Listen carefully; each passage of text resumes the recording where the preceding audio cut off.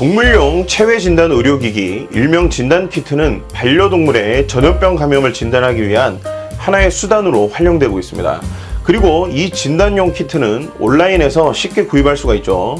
오늘은 이 전염병 진단키트에 대한 썰을 풀어보려 합니다. 커피 한 잔 준비하셨나요? 집에서 키트 검사 직접 하면 된다고? 질병 진단 키트의 불편한 이야기 지금 시작합니다. 안녕하세요. 수의사 김원장입니다. 동물병원에서 얘기해주지 않는 동물병원 리얼스토리 지금 시작합니다.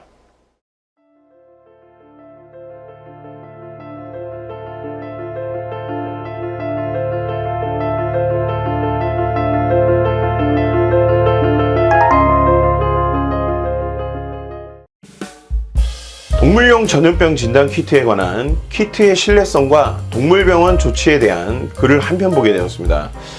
사연의 대략적인 내용은 보호자는 홍역으로 3개월 된 반려동물을 떠나보냈고 집에 있는 다른 아이들을 위해 혹시나 몰라 홍역 진단 키트를 구입하여 직접 검사를 진행하였는데 한 아이가 홍역 양성 반응이 나오면서 동물병원에 내원하여 다시 확인해도 여전히 양성 반응이 나왔고 증상이 없어 집에서 격리 관리를 하게 되었습니다.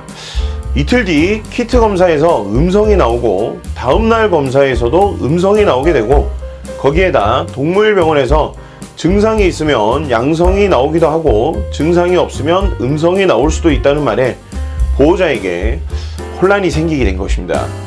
질병의 재발 가능성과 재검 시 재앙성의 가능성에 대해 언제까지 이렇게 확인해야 하느냐, 검사 결과가 들쑥날쑥하다면 대체 불안해서 어떻게 하느냐, 접종형 키트 검사를 하는 동물병원을 본 적이 없는데 그렇게 위험한 거면 왜 검사 없이 접종하느냐, 예방접종하는데 왜 질병에 걸리느냐, 이런 내용들이었습니다.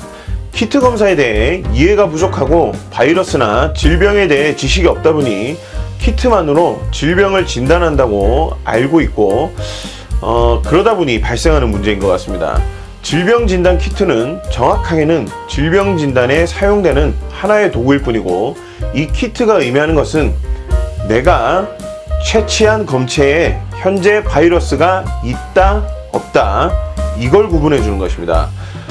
그리고 최근 코비드-19로 인해 코로나 진단 키트가 시중에 풀리면서 쉽게 접하다 보니 감염자가 검사했는데 음성이 나오기도 하고 미감염자가 검사했는데 양성이 나와서 의료기관에 재검사 후 PCR까지 해서 다시 음성 판정을 받는 경우들이 종종 있었기 때문에 키트의 정확성에 대해 이야기를 하게 되었는데요.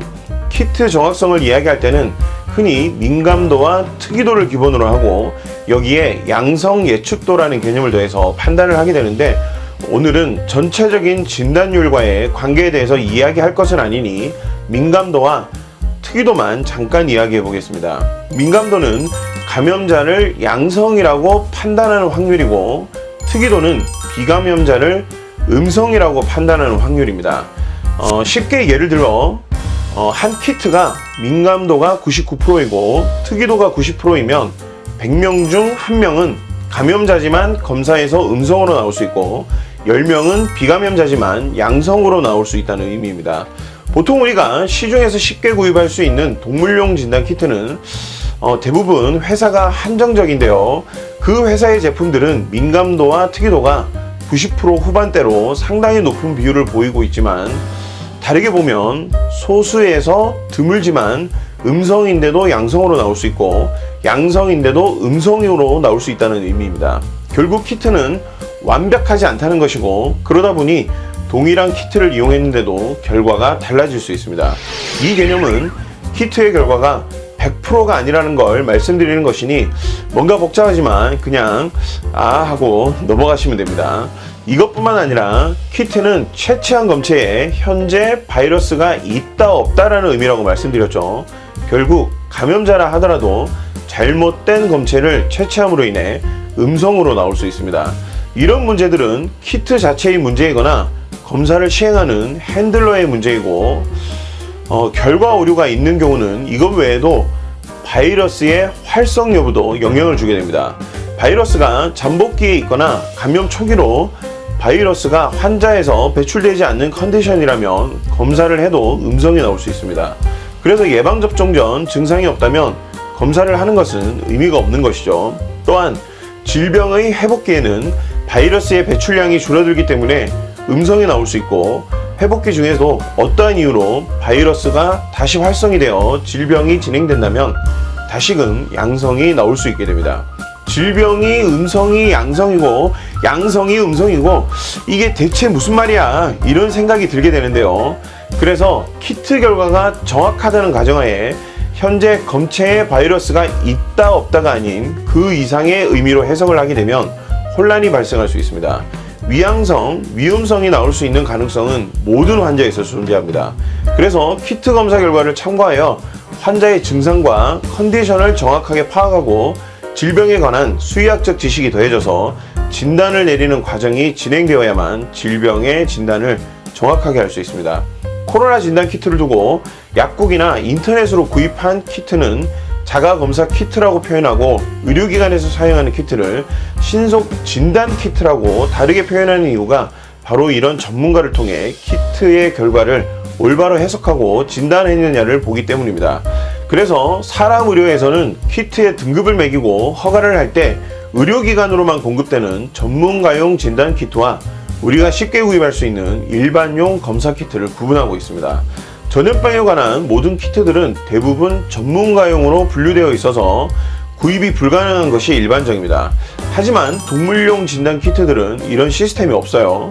처음에 키트가 의약품으로 분류되다가 의료기기로 법이 바뀌면서 온라인이나 일반 의료기기 판매자를 통해 판매가 되기 시작했는데, 이런 상위법이 바뀌면서 동물 진료에서도 의약품이던 진단 키트가 자연스럽게 의료기기로 따라가게 되고, 이때 농림부에 제가 확인했을 때는 그 당시 담당자로부터 사람 의료에서는 등급을 나누어 유통을 관리하고 있어서 동물들에게서도 전염병 진단 키트는 그렇게 분류하여 동물병원이나 연구기관으로만 공급할 계획이라는 답변을 받았는데요. 그 통화가 2015년도에 했었으니까 이미 7년 전인데 동물용 진단 키트는 여전히 그 자리에 머물러 있습니다.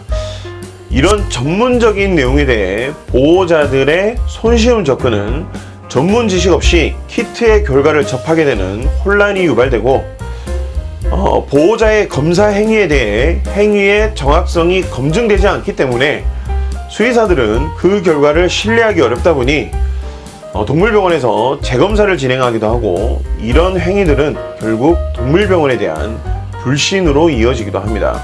이 부분도 2015년에 농림부에 제가 이미 전달했던 내용인데요. 제 예측이 어느 정도 맞았죠.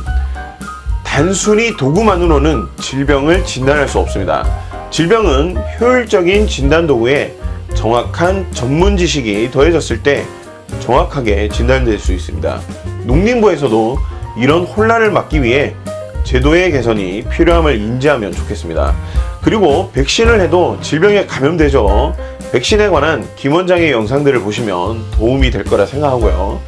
지금까지 저는 수의사 김 원장이었습니다. 오늘 영상이 도움되셨다면 조댓구알 부탁드리겠습니다. 그럼 저는 다음 시간에 또 다른 동물병원 리얼스토리로 다시 돌아오겠습니다.